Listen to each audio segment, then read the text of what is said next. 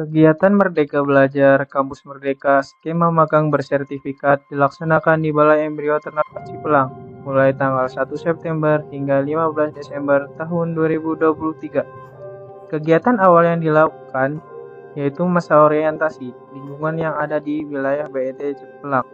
Kegiatan ini dilakukan untuk memperkenalkan bidang-bidang apa saja yang ada di BET Cipelang dan petugasnya.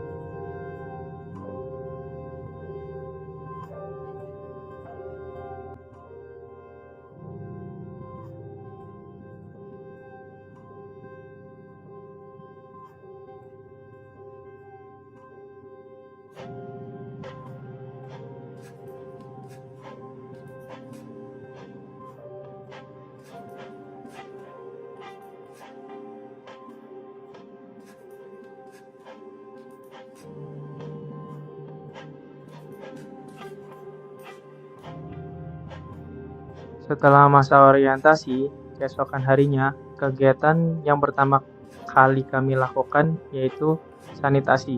Sanitasi sendiri yaitu terdiri dari kandang, lingkungan, dan ternak, serta membersihkan sisa pakan yang tersisa di kandang. Sanitasi ini dilakukan minimal 1 kali setiap harinya untuk menjaga kebersihan ternak, lingkungan, dan kandang.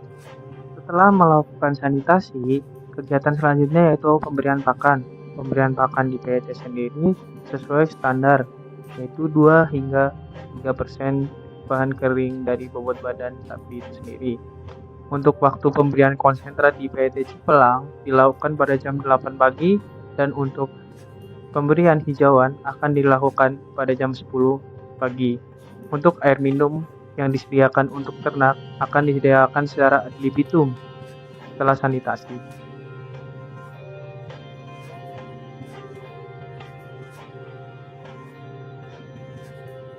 Setelah pemberian pakan akan dilakukan pemerahan bagi sapi laktasi. Pemerahan akan dilakukan minimal 1 kali dalam 1 hari dengan menggunakan alat yaitu mesin ataupun manual dengan tangan. Setelah itu, susu yang dihasilkan akan dipasteurisasi. Hampir keseluruhan dari susu akan diberikan terhadap pedet. Selain susu, pedet juga diberikan hay atau rumput kering dan konsentrat untuk menstimulasi pencernaan pada pedet.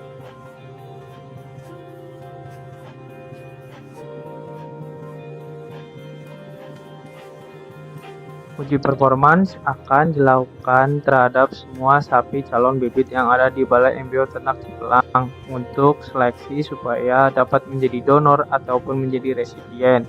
Uji performance sendiri dilakukan setiap 1 bulan sekali, yaitu pada minggu ketiga ataupun minggu keempat.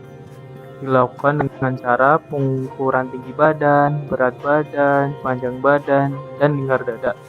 Untuk usia sapi yang akan dilakukan uji performance yaitu mulai dari 0, 205 hari, 365 hari, dan 550 hari. Pemeriksaan kesehatan ternak dilakukan setiap hari secara rutin terhadap seluruh ternak yang berada di BET Cipelang, di mana apabila terjadi mengalami gangguan kesehatan akan diberikan diagnosis oleh tim medik veteriner dan dilakukan pengobatan hewan berkaitan dengan diagnosis yang telah diberikan. Lalu pemberian vitamin akan diberikan melalui pakan konsentrat, sementara untuk pemberian obat cacing dilakukan secara rutin setiap 6 bulan sekali terhadap seluruh ternak, kecuali ternak yang bunting dan sedang diprogram video. Pemotongan kuku dilakukan secara rutin terhadap seluruh ternak untuk menjaga kesehatan dan keseimbangan bagi ternak, di mana pemotongan kuku paling minimal setiap 6 bulan sekali terhadap seluruh ternak yang berada di Balai Embrio Ternak Cipelang. Sementara untuk pemotongan tanduk dilakukan terhadap ternak pedet untuk menjaga pertumbuhan tanduk. Kegiatan produksi hijauan yang dilakukan di Balai Embrio Ternak Cipelang ada beberapa tahap, yaitu pertama pemainan hijauan dari lahan kebun yang berada di Balai Embrio Ternak Cipelang pada usia tanaman 60 hingga 80 hari. Setelah itu akan dilakukan pelayuan selama 24 jam dan dilakukan pencoporan untuk memperkecil partikel hijauan hingga berukuran 2-3 cm. Setelah itu, hijauan siap untuk didistribusikan ke seluruh kandang yang ada di Balai Embrio Ternak Cipelang. Kegiatan pembuatan bahan pakan konsentrat dimulai dengan memanaskan mesin mixer, lalu dilanjutkan dengan penyiapan bahan baku pakan konsentrat yang terdiri dari bahan pakan sumber energi, bahan pakan sumber protein, dan juga sedikit premix. Untuk jumlah bahan baku disesuaikan dengan formulasi konsentrat yang akan dibuat. Proses mixing atau pencampuran dilakukan dengan menggunakan mixer, lalu dicampurkan seluruh bahan yang sudah disiapkan untuk menciptakan bahan pakan konsentrat yang homogen atau tercampur merata.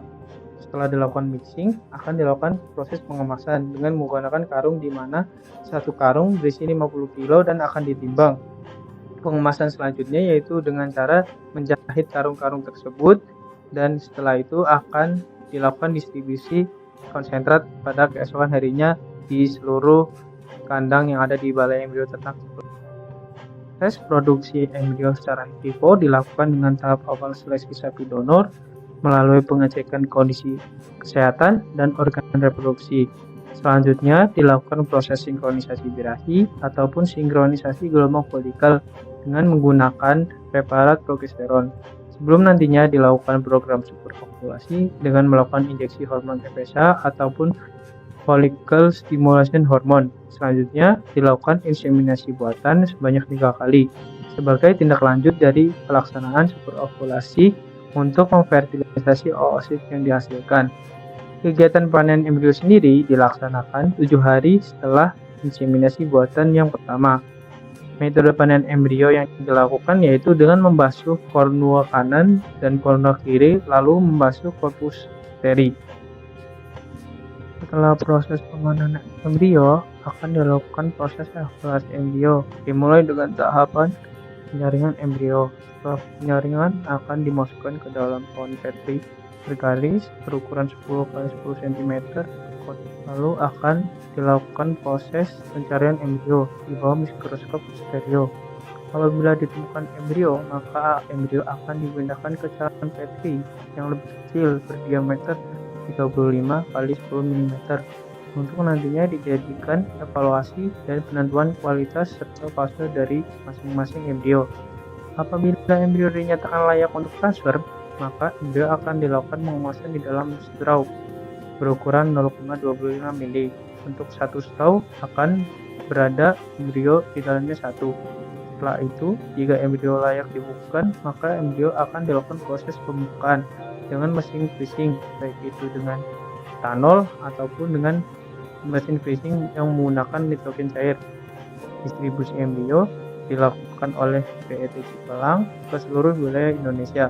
Kemudian untuk pelaksanaan aplikasi transfer embrio dilakukan dengan kegiatan sinkronisasi sapi resipien terlebih dahulu sebelum nantinya dilakukan transfer embrio. Ketika pelaksanaan transfer embrio ternak dilakukan anestesi terlebih dahulu, yaitu anestesi epidural untuk mempermudah petugas dalam melaksanakan transfer embrio. Kemudian transfer embrio dilakukan dengan mendeposisikan embrio di posisi sepertiga apeks depan kornua yang terdapat korpus luteum.